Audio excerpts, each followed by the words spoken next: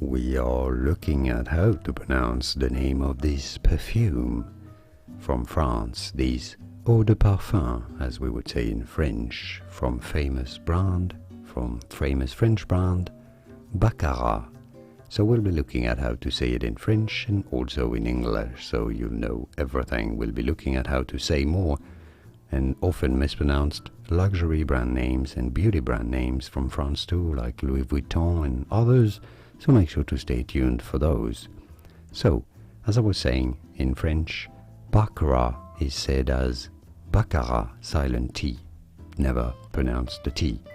Now in French, the name of the perfume itself, the fragrance, is said as Rouge 540. Now I know that it's a long number, it's a little bit difficult to say. 540 in French is said as 540.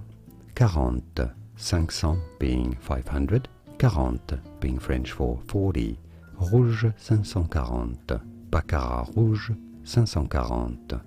It'd be fine in English to say it as Baccarat Rouge 540 or 540, I suppose.